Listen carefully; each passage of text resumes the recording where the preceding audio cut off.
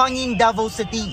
Para ito sa pagsisilbi ng arrest warrant laban kay KOJC founder Pastor Apollo Kibuloy at 5 iba pa sa mga kasong child abuse, sexual at... Kasi yan ang salsal nila ngayon eh. Yan ang salsal ng mga vlogger na tanso, mga media na kesyo, nang gulo pa ang mga taga KOJC. Abay, matindi pala kayo. Sila ang pinasok ninyo. Karapatan nilang ipagtanggol ang private property nila. Wala naman dyan una-una, hindi nga bahay ni Kibuloy yan eh. Yan po ay place of worship.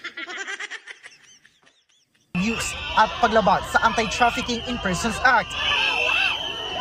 Makikita sa video ang paglalagay ng hagdanan ng pulisya para maakyat ang bakod. Pero pinigil ito ng mga nakaharang na miyembro ng KOJC. Maya-maya pa.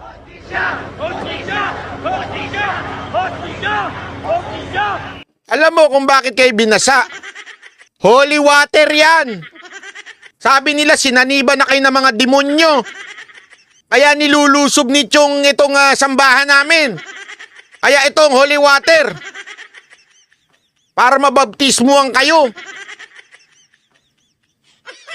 Wala palang holy water sa ano. Wala palang basbas na ganun. Baptismo pala yun. Baptismo. Binomba nila ng tubig ang mga pulis gamit ang isang fire truck.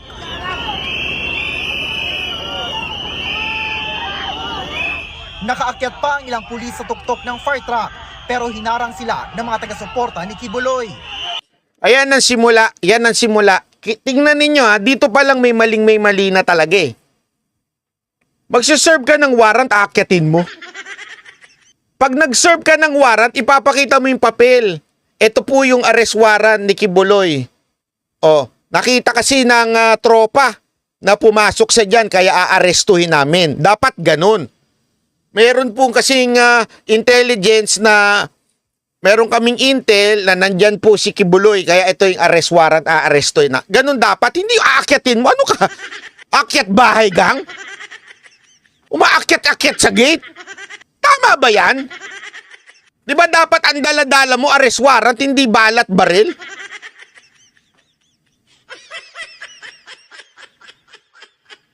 Grabe naman yan.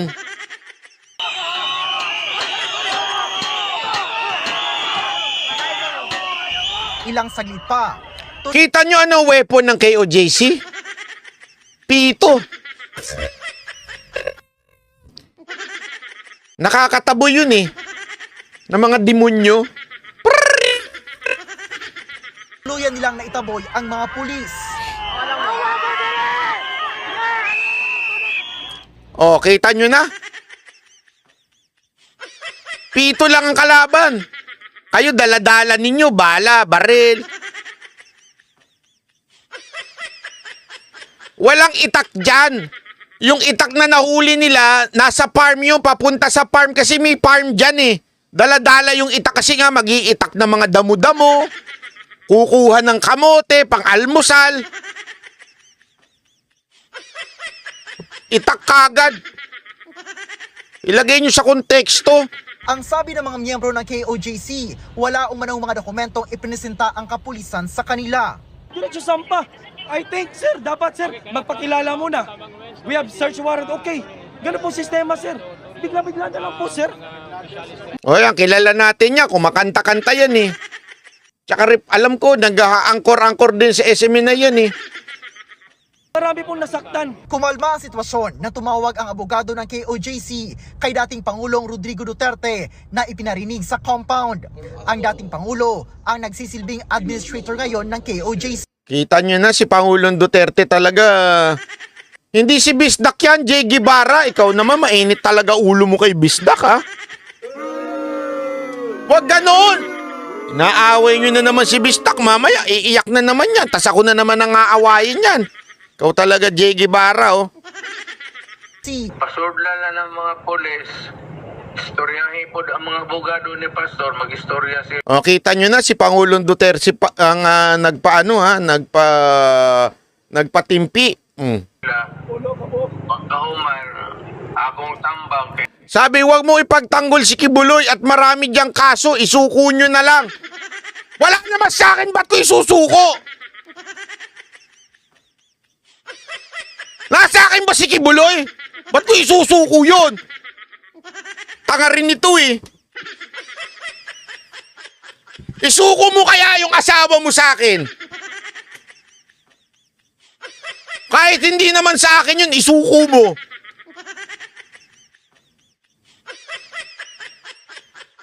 Wala naman sa akin, sige buloy, ba't ko isusuko?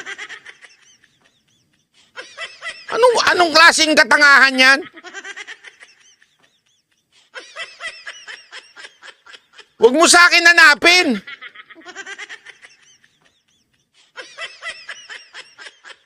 May warrant against kay Pastor. Hinahanap to, tama si Jay Guevara. Kahit ako, hinahanap ko rin niya si Pastor kasi may reward. Pambili ko sana ng Ferrari.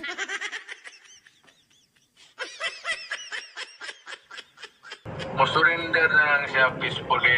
Kita mo si Pangulong Duterte, peacemaker. Yan yung pinagdududahan nila.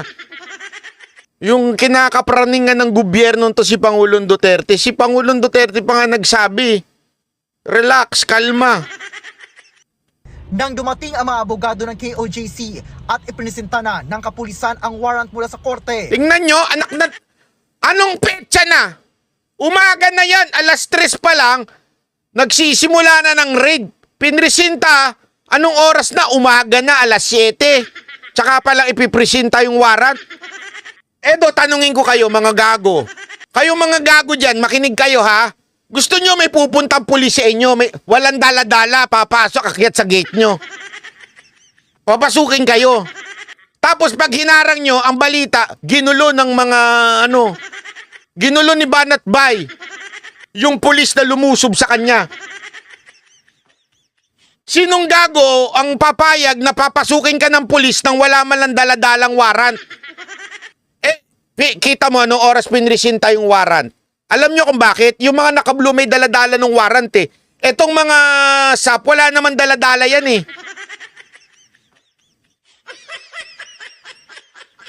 Tapos sasabihin ninyo, ang nanggulo pa itong KOJC.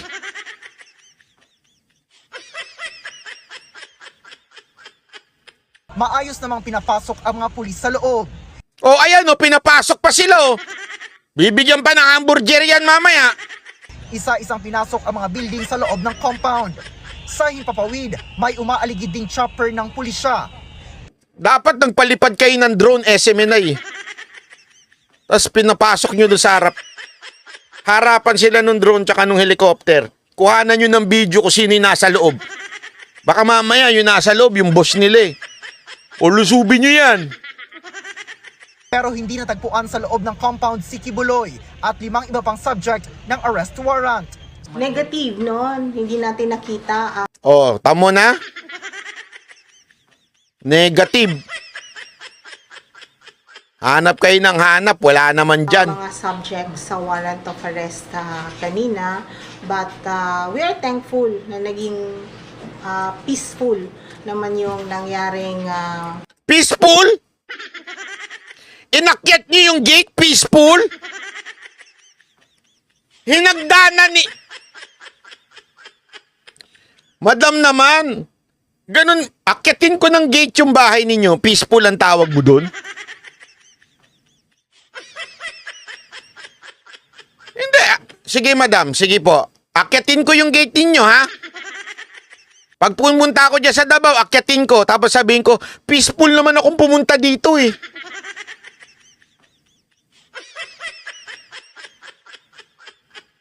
pag-serve ng warrant of arrest. Although may konting resistance at first, pero after negotiation ay pinapasok naman tayo, especially... Kasing madam, simple lang naman.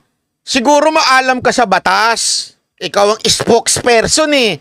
Maalam ka siguro sa batas na nauuna muna yung warrant bago nyo papasukin.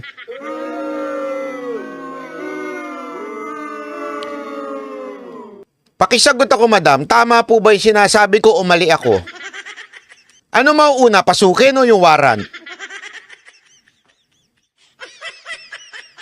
sa Kingdom of Jesus Christ. Dabawin nyo, kausapin ko nga itong spokesperson dyan. I-ano mo ko ng, meeting dyan, ha? Dabawin niya! Nandiyan ka pa ba? Pwede bang iset mo ko ng meeting dyan sa spokesperson? Interviewin ko siya, ha? Isa lang naman yung tanong ko, eh. Pag ako ba pumasok sa bahay nilang nakahagdan, maituturing niyang peaceful yun? Sasabihin ko, may nakita kasi akong magnanakaw, eh. Nasa loob ng bahay nyo. Kaya ako inakyat yung bahay ninyo. Peaceful naman yung ginagawa ko, eh. Unang tanong ko yon. Pangalawang tanong ko sa'yo, spokesperson. Ano ba mauuna?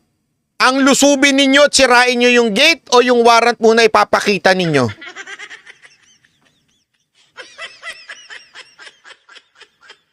Gibain ko yung gate ninyo tapos sabihin ko peaceful, sabi ni Jacqueline.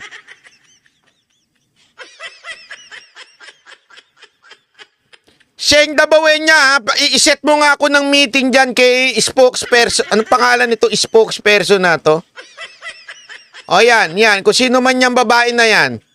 Si Catherine, Police Major Catherine De La Rey. I-set mo ako ng interview dyan, madam, ha? Isa lang naman ang tanong ko, eh. Pag gibain ko ba yung gate nila kasi sabihin ko may nakita ako magnanakaw sa loob. Peaceful ba yung kaparaanan kung ganon?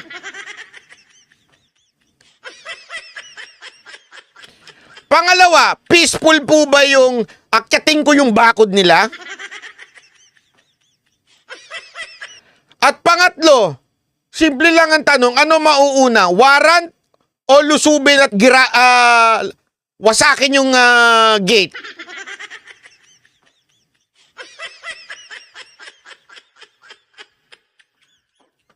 Puwersang binaklas yung bakod, peaceful?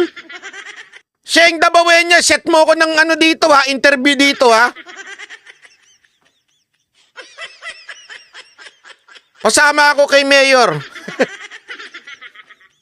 Although may konting resistance at first, Konti lang daw yun. pero after negotiation ay pinapasok naman tayo, especially sa Kingdom of Jesus Christ. Ayon sa Police Regional Office 11, ang isinilbing warrants of arrest ay inilabas ng Pasig City RTC Branch 159. Pero bukod sa arrest warrant na ito, may nauna nang inilabas na warrant of arrest kay Kibuloy, ang Davao City RTC, para sa mga kasong sexual at child abuse na nitong Mayo lang at ipinag-utos ng Korte Suprema na ipalipat sa Quezon City. May hiwalay ring inilabas na arrest order ang Senado laban sa pastor, kaugnay ng pagmamatigas nitong humarap sa mga pagdinig ng Senado. Bukod sa mga kaso sa Pilipinas, 2022 nang mapabilang si Kibuloy sa wanted list ng Federal Bureau of Investigation ng Amerika na nahaharap sa patong-patong ng mga kaso, kabilang ang sex trafficking by force, fraud and coercion, conspiracy at bulk cash smuggling. Alas 8 ng umaga nang nag-withdraw na sa KOJC compound ang kapulisan. Bukod sa headquarters ng KOJC, Yan daw yung peaceful. Madam, yan yung peaceful. Yung palu-paluin yung gate. Tandaan ninyo, wala pa yung warrant dyan, ha? Pinalu-palo muna yung gate bago ipinakita yung warrant. Peaceful yan. Paano pa kaya kung hindi peaceful? Ano kaya ginawa dyan? pinuntahan din ng pulisya ang ilan pang property ni Kibuloy, kabilang ang Glory Mountain sa Barangay Tamayong. Sa kuha ng CCTV, makikita ang pagsira ng kapulisan sa gate ng naturang compound. Pero naglabasan ang mga miyembro ng KOJC mula sa loob at sinubukang pigilan ang mga pulis. Kita mo sila pa ang naglabasan? Meron lang resistance sa may Glory Mountain na kailangan natin i-break yung fence.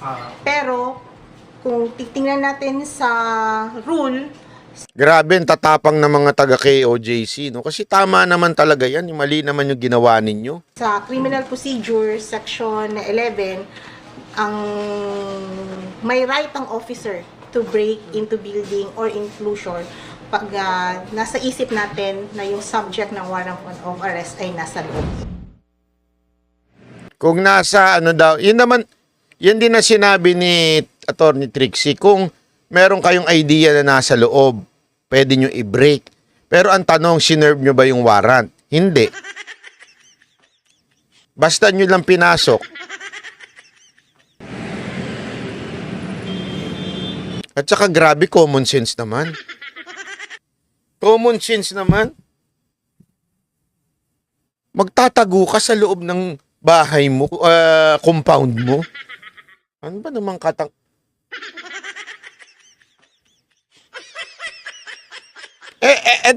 kayo na lang sumagot ho. Sige nga, nasa katamang kaisipan po ba yun? Pag kayo nagtatago, doon lang kayo sa bahay nyo o doon lang kayo sa compound nyo, magtatago? Hindi, kayo na ang sumagot. Ikaw ba, Boss Randel, kunwari nagtatago ka sa asawa mo? Halimbawa lang naman, doon ka ba sa trabaho mo? Magtatago ka ba doon sa pinagtatrabahuhan mo? Siyempre, hindi ka doon magtatago. Magtatago ka doon sa mga... Alam mo na. Di ba?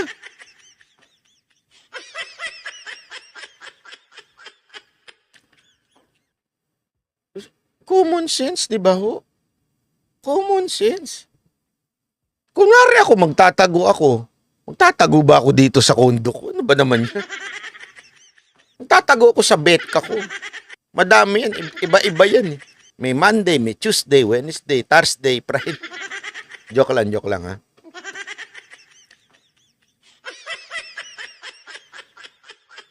Di ba?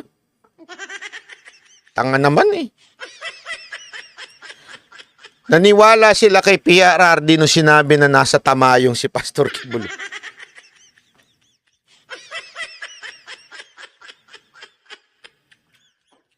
Di ba common sense naman po yun? Common sense, madam. Madam spokesperson, police major, magtatago ka ba doon sa mismong lugar mo? Kung ako magtatago, pupunta ako ng ibang bansa, magcha-China ako, magti-Timor Leste.